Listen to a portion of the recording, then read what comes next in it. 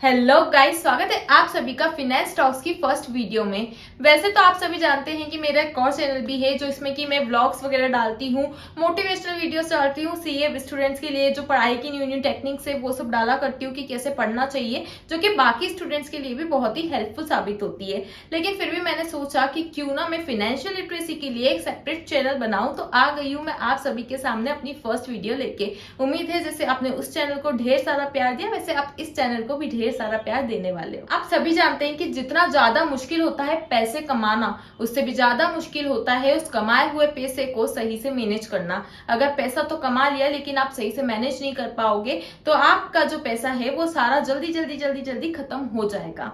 ऐसा काफी सारे करोड़पति लोगों के साथ भी होता है कि उनके पास एकदम से पैसा तो आ जाता है लेकिन उन्हें रोडपति बनते हुए भी देर नहीं लगती। इसीलिए हमारे देश में फाइनेंशियल लिटरेसी की अवेयरनेस होना बहुत जरूरी है। तो इस चैनल पे हम वही सब बातें करने वाले हैं। चलिए स्टार्ट करते हैं हमारा आज का टॉपिक, जिसमें आपको बताऊंगी मैं कि किस तरीके से आप जो है अपना बहुत सारा जो टैक्स है वो एकदम लीगल वे में, जी हाँ, आपको कोई टैक्स रिविजन करने की जरूरत नहीं है, आप बिल्कुल लीगल वे में अपना जो टैक्स है वो खूब सारा बचा सकते हैं।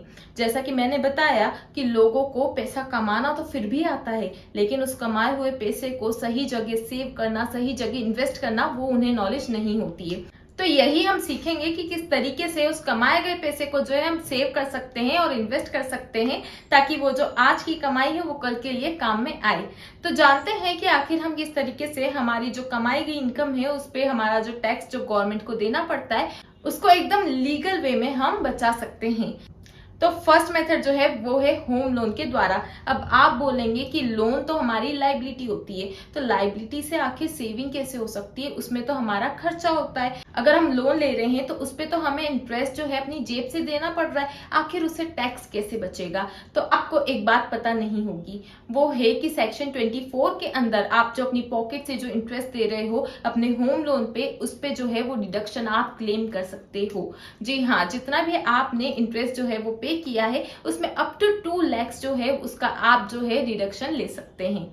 अब बहुत सारे लोग बोलेंगे कि अरे यार गुंजन, ये तो हमें पहले से पता था, हमें ये पता था कि हाँ 2 लाख तक का जो इंटरेस्ट है वो हम ले सकते हैं अंडर सेक्शन 24। तो चलिए नई बात भी बताते हैं। अंडर सेक्शन 80EE अब आप एडिशनल 50,000 का जो इंटरेस्ट है वो भी ले सकते हैं। जी हाँ, मतलब आपको 2 लाख का जो इंटरेस्ट है वो आपको मिल जाएगा सेक्शन 24 के अंदर, और जो एडिशनल 50,000 का इंटरेस्ट है उस 2 लाख के ऊपर वो आप क्लेम कर सकते हो 80EE के अंदर। बस हो गया क्या? बस इतना ही बचा सकते हैं हम होम लोन पे? तो जी नहीं, अभी नहीं हुआ है। आप लोग जो आपका प्रिंसिपल रिपेमेंट है आप उस पे भी जो है डिडक्शन क्लेम कर सकते हैं अंडर सेक्शन 80C, जिसपे कि 1.5 लाख की जो लिमिट हुआ करती है। तो आप जो है उतना प्रिंसिपल रिपेमेंट का जो अमाउंट है वहां पे डिडक्शन आप उसके अंदर क्लेम कर सकते हैं बहुत ही इजीली, राइट। ये हमने समझा कि किस तरीके से आखिर होम लोन जो है आप उसका इंटरेस्ट से भी डिडक्शन ले सकते हैं, साथ ही उसका जो प्रिंसिपल रिपेमेंट है आप वहां से भी डिडक्शन लेके जो है अपनी टैक्स सेविंग कर सकते हैं। नाउ पॉइंट नंबर 2 जो कि कहता है HRA डिडक्शन।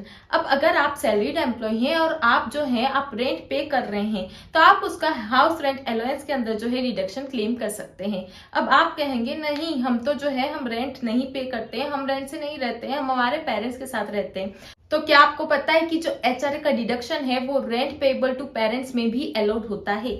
मतलब कि आप ये दिखा सकते हैं कि हाँ हम बैंक अकाउंट के थ्रू रेंट जो है वो रेगुलरली हमारे पेरेंट्स को पे कर रहे हैं और आप उस रेंट पेएबल का डिडक्शन जो है वो HRA के अंदर ले सकते हैं। नाउ पॉइंट नंबर 3 जो कि है इन्वेस्टमेंट करके।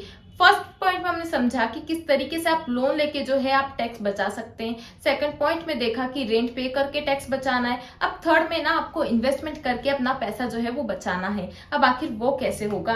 देखिए, कुछ इन्वेस्टमेंट जो होते हैं उनमें पर्टिकुलर लॉक इन पीरियड होता है। ऐसे इन्वेस्टमेंट 80C के अंदर कवर्ड होते हैं, जिस तरीके से PPF हो गया, EPF हो गया या फिर NPS हो गया जो कि नेशनल पेंशन स्कीम है, और उसके साथ ही अगर आप म्यूचुअल फंड में निवेश करते हैं तो आप ELSS कैटेगरी के अंदर अगर निवेश करेंगे तो वहां से भी जो है 80C का आपको डिडक्शन जो है वो मिल सकता है।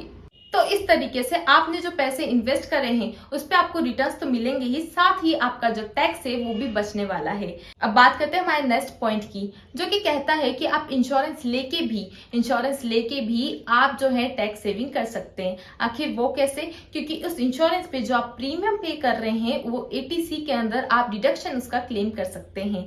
तो हुआ ना सिंपल। देखो इंश्योरेंस से क्या होगा कि एक तो अगर आप लाइफ इंश्योरेंस लेते हैं तो भगवान ना करे आपको कुछ हो गया तो ऐसे में आपकी फैमिली के लिए कवर हो जाएगा, और साथ ही आपके लिए जो टैक्स सेविंग का बेनिफिट है वो भी आपको इसमें मिलने वाला है। अब लाइफ इंश्योरेंस में भी ना दो तरीके की कैटेगरी होती है। एक होते हैं जो एंडोमेंट प्लान्स होते हैं, जो कि आपको बोलते हैं कि वो आपको इंश्योरेंस कवर तो देंगे ही, साथ में उसमें इन्वेस्टमेंट ऑप्शन भी होता है। एक होता है टर्म इंश्योरेंस। तो आपको इसमें एंडोमेंट प्लान्स जो है वो प्रीफर नहीं करने चाहिए, बल्कि आपके लिए प्रीफरेबल ऑप्शन जो है वो टर्म इंश्योरेंस का होना चाहिए। ऐसा इसलिए क्योंकि एंडोमेंट प्लान्स में रिटर्न जो है वो कम होते हैं टर्म इंश्योरेंस के कंपैरिजन में।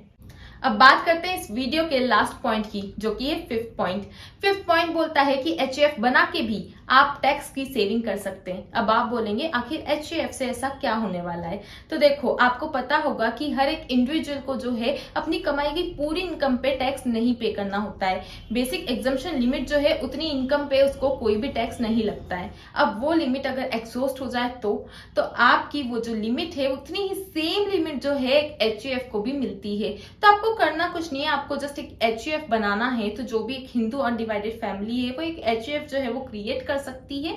अब उसी HUF में आप जितनी भी इनकम दिखाएंगे तो उस इनकम के अगेंस्ट जो है आपको एक नई फ्रेश लिमिट जो है वो मिलने वाली है। तो अगर आपकी इंडिविजुअल कैटेगरी की लिमिट जो है वो एग्जॉस्ट भी हो गई है तो HUF में आपको जो एक फ्रेश लिमिट है आपको वो मिलने वाली है, और इस तरीके से आप HUF बना के जो है अपना टैक्स सेव कर सकते हैं। उम्मीद है इस वीडियो के अंदर की जानकारी आप लोगों को यूजफुल लगी होगी। इसी तरीके की जानकारी भरी वीडियोस जो है हमारे चैनल पे अब रेगुलर आने वाली है। तो चैनल अभी नया है, इसको सब्सक्राइब करके जरूर रख लीजिएगा, क्योंकि आपके बहुत सारे पैसे ये CA जो है वो बचाने वाली है। वीडियो जो है वो शेयर करिए, ज्यादा से ज्यादा लाइक करिए वीडियो को, और साथ ही चैनल को सब्सक्राइब जरूर करिए। मिलते हैं आपसे नेक्स्ट वीडियो में, तब तक के लिए बाय बाय।